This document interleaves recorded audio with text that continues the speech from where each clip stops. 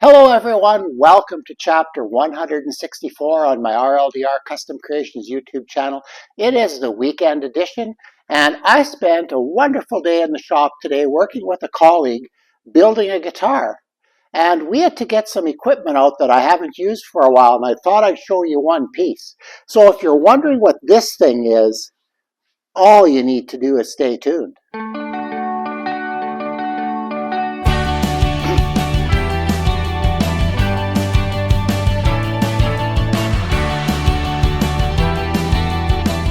Well, as I said in the introduction, a fellow teacher from Saskatoon came out today, and we're actually building a Gibson Nighthawk for him, a replica.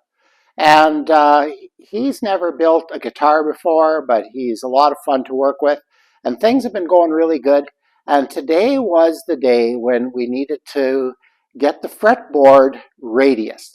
So on a guitar, I'm not going to go into a lot of guitar building stuff here, but the top of the fretboard has a curve on it, okay? And there's different curves that different builders make, like a 10-inch radius, 12, etc.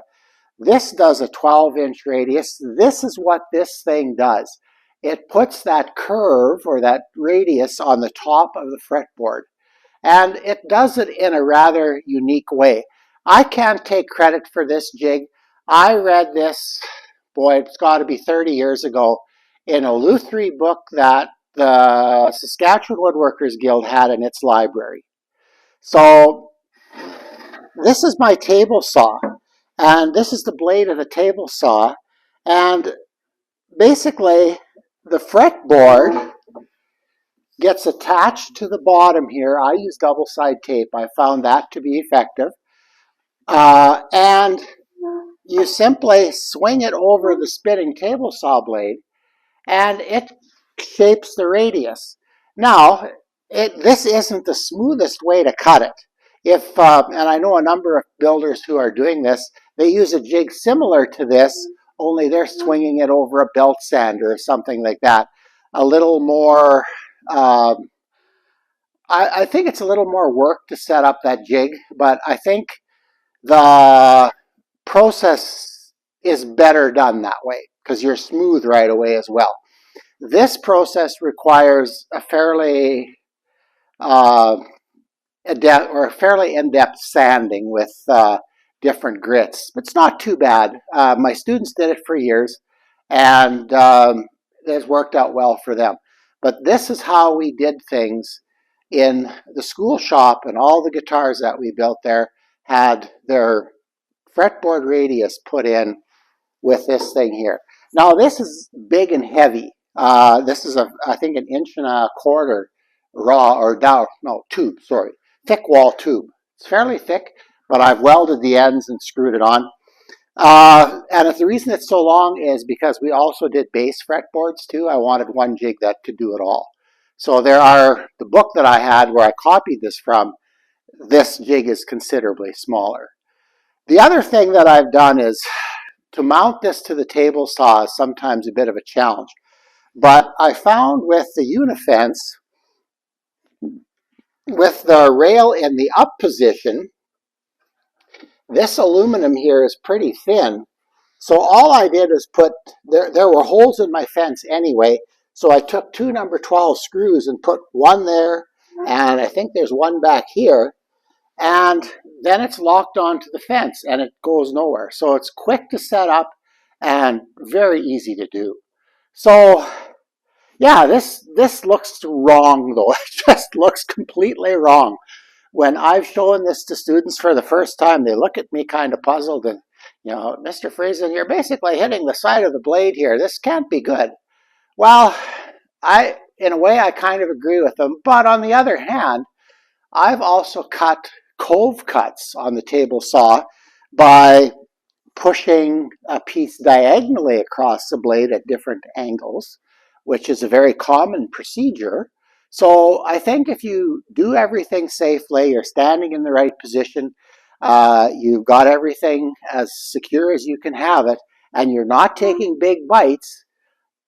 Like I said, we use this for, boy, 25 years at least, 30 years close to. And in that time, we had 2 fretboards come off, and both of them were my fault. The double side tape you use to stick to this has to be good.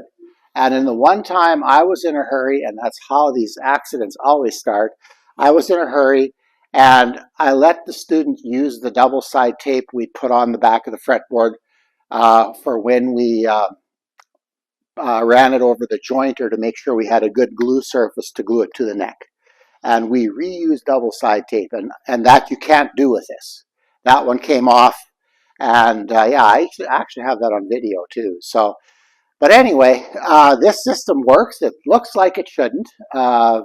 Even my colleague today was looking at it and kind of shaking his head, but his worked perfectly. So I thought what I'd do in the video today is just show you how this thing works. We'll do one little fretboard that I have kicking around here, and we'll show you what it's like. All right, well, this is the maple fretboard that I'm going to radius for our little demonstration today. It's one that it's certainly a usable fretboard. It's a rift sawn board, so it would be okay. But I don't have too many students using maple boards, so I thought it was a good pick for our demonstration. I have got double side tape covering the complete jointed face of this fretboard. So I need to take the backer, or we'll call it the backer. And I should have a garbage can there, but I'll just throw it on the floor and I'll pick it up later. Maybe.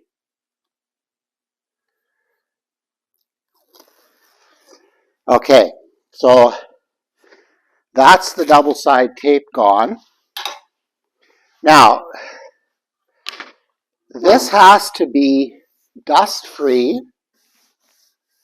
and I do have some marks up here which are getting a little harder to see, but I've used this thing so many times I know exactly where I need to be.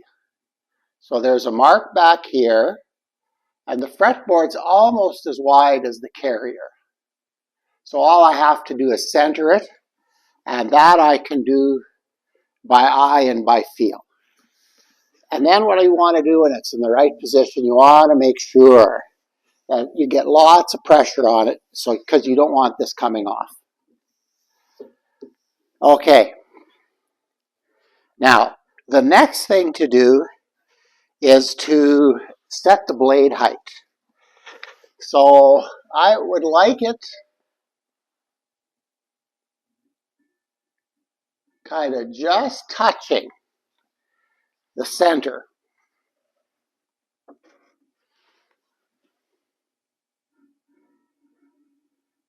That should do it.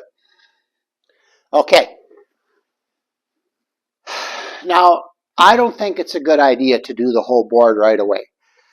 Normally, when I resaw stock for fretboards, or if I order them, whatever, they're always a little longer than what you need.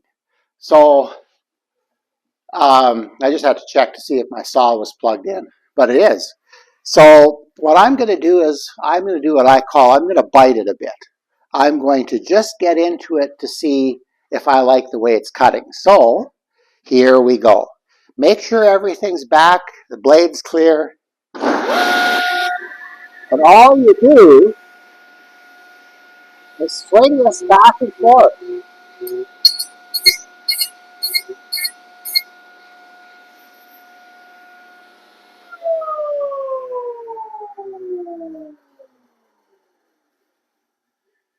Yeah, I like that. We're just taking a little bit off the middle. I wish I could show you this better. But yeah, we're probably taking, oh, I don't know, 30 thou out of the middle. Maybe not quite, 25.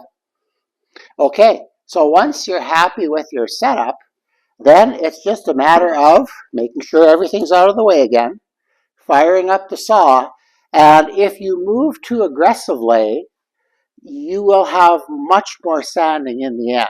So the key is just to go slow.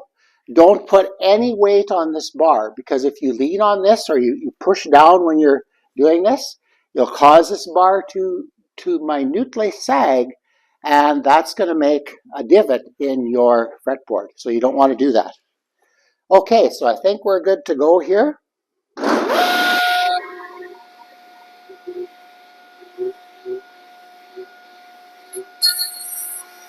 Oh, I went too fast.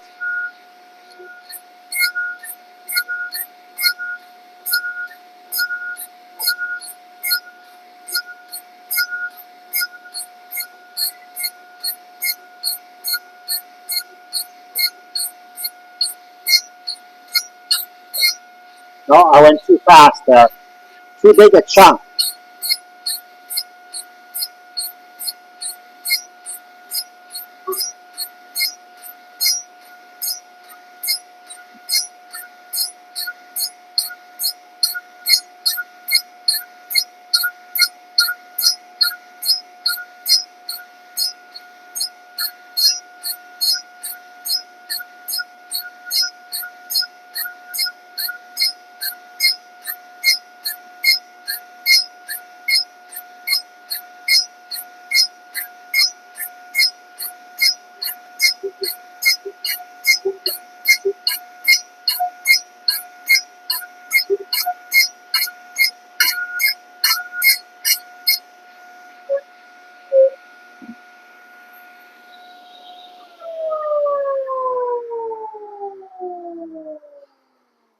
Okay, we're at the close end here. We'll just let the blade stop. And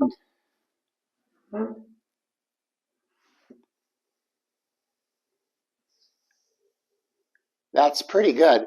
Now, I don't know if you'll be able to see this, but there's lines from the blade that are transferred into the top of your fretboard.